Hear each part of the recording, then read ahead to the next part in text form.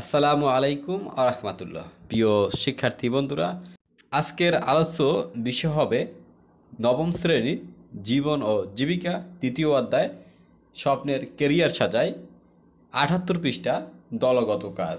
দেখো, এখানে বলছে যে পেশার রূপান্তর আমাদের দেশের প্রবাসী শ্রমিকদের উপর কি কি প্রভাব ফেলতে পারে এবং কিভাবে এ থেকে উত্তরণ সম্ভব তা নিয়ে দলগত আলোচনার মাধ্যমে সুপারিশ উপস্থাপন করো। এখন এখানে বলছে যে পেশার যে এই পরিবর্তন হয়েছে বা রূপান্তর হয়েছে, এর জন্য আমাদের দেশের যে প্রবাসী ভাইরা আছে তাদের উপর কি কি প্রভাব পড়তে পারে এবং কিভাবে এ থেকে তারা উত্তরণ সম্ভব হবে তা নিয়ে আমাদের আলোচনার মাধ্যমে সুপারিশ এখানে উপস্থাপন করতে হবে। প্রিয় শিক্ষার্থীরা, তার আগে আমরা এখানে দেখে নেব যে বাংলাদেশের প্রবাসী শ্রম বাজারের প্রভাব এই সম্পর্কে পড়লে তাহলে কিন্তু আমাদের উত্তর দেওয়াটা সহজ হয়ে যাবে। দেখো, শুরুতেই আছে যে বৈদেশিক শ্রম বাজারে পরিবর্তনের ফলে বাংলাদেশে সামগ্রিকভাবে একটা নেতিবাচক প্রভাব পড়তে পারে।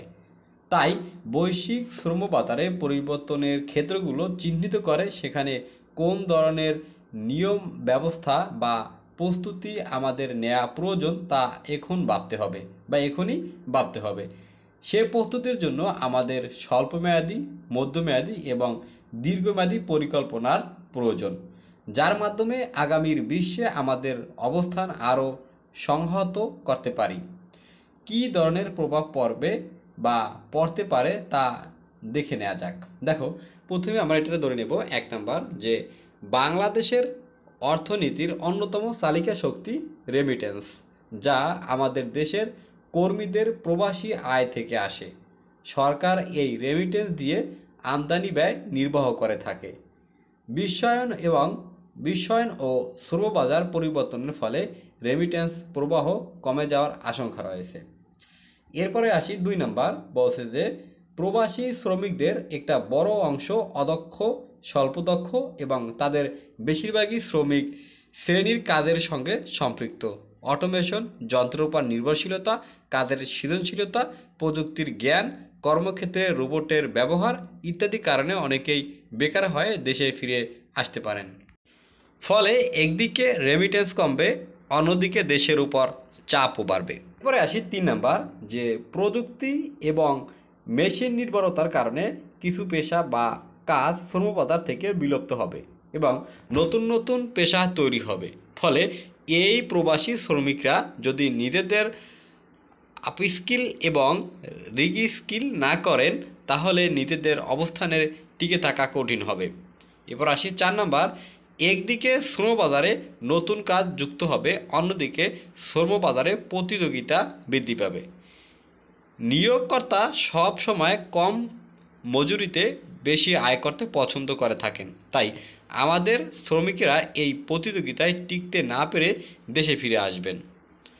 এরপরে আসি ৫ নাম্বার যে ফ্রিল্যান্সিং এবং অনলাইন ভিত্তিক কাজ করিয়ে নেওয়ার প্রবণতা বৃদ্ধি পাবে। ফলে কোম্পানি বা প্রতিষ্ঠান শ্রমিক নিয়োগের শর্তের বিরাদলে না গিয়ে ফ্রিল্যান্সারের সুযোগ গ্রহণ করতে পারেন।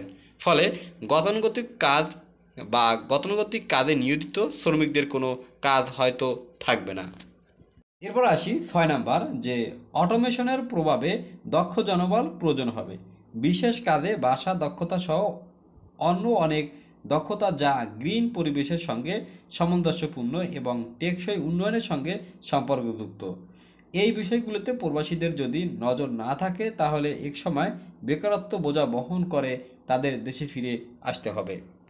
প্রিয় শিক্ষার্থীরা, তাহলে আমরা দলগত কাজে পেশার রূপান্তরে আমাদের দেশের প্রবাসীদের বা প্রবাসী শ্রমিকদের উপর কী কী প্রভাব ফেলতে পারে এবং কিভাবে এ থেকে উত্তরণ সম্ভব তা নিচে দলগত আলোচনার মাধ্যমে সুপারিশ উপস্থাপন করা হলো। প্রিয় শিক্ষার্থীরা, তাহলে আমরা প্রথমে যাব যে পেশার রূপান্তরে বাংলাদেশের প্রবাসী শ্রমিকদের উপর যেসব প্রভাব পড়তে পারে তা হলো: ১. বিশ্বায়ন ও শ্রমবাজার পরিবর্তনের ফলে রেমিটেন্স প্রবাহ কমে যাওয়ার আশঙ্কা রয়েছে। ২. অটোমেশন, যন্ত্রনির্ভর কাজ ও কর্মক্ষেত্রে রোবটের ব্যবহারের কারণে অনেকেই বেকার হয়ে দেশে ফিরে আসতে পারে। ৩. প্রযুক্তি ও মেশিন নির্ভরতার কারণে কিছু পেশা বিলুপ্তি হবে, তবে প্রবাসী শ্রমিকরা স্কিল ডেভেলপমেন্ট করলে তারা টিকে থাকতে পারবে। ৪. অনলাইন ভিত্তিক কাজ করিয়ে নেওয়ার প্রবণতা বৃদ্ধি পাবে, ফলে গতানুগতিক কাজে নিয়োজিত শ্রমিকদের কোনো কাজ হয়তো থাকবে না। প্রিয় শিক্ষার্থীরা, তাহলে এরপর আসি যে পেশার রূপান্তরে বাংলাদেশের প্রবাসী শ্রমিকদের উপর নেতিবাচক প্রভাব থেকে উত্তরণের উপায় কী কী আছে। 1 নম্বর দেব যে প্রবাসী শ্রমিকদের বিশ্বায়ন ও শ্রমবাজারের পরিবর্তনের সাথে তাল মিলিয়ে দক্ষ জনশক্তি ও নতুন নতুন কাজে দক্ষ হিসেবে গড়ে তুলতে হবে। এরপর আসি 2 নম্বরে যে প্রযুক্তি এবং মেশিন নির্ভরতার পেশাগুলোর শ্রমিকদের নিজেদের আপস্কিল এবং রিস্কিল করতে হবে। এরপর আসি 3 নম্বর যে প্রবাসী শ্রমিকদের ভাষা দক্ষতা বৃদ্ধি করতে হবে, যা গ্রিন পরিবেশের সঙ্গে সামঞ্জস্যপূর্ণ এবং টেকসই উন্নয়নের সঙ্গে সম্পর্কযুক্ত। এবার আসি 4 নম্বর যে কর্মক্ষেত্রে রোবটের ব্যবহার এবং অটোমেশনের সঙ্গে পরিচিত করে শ্রমিকদের এই 2টি বিষয়ে দক্ষ করে গড়ে তুলতে হবে।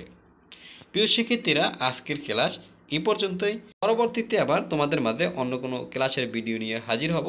সবাই সুস্থ থাকো, ভালো থাকো, আল্লাহ হাফেজ।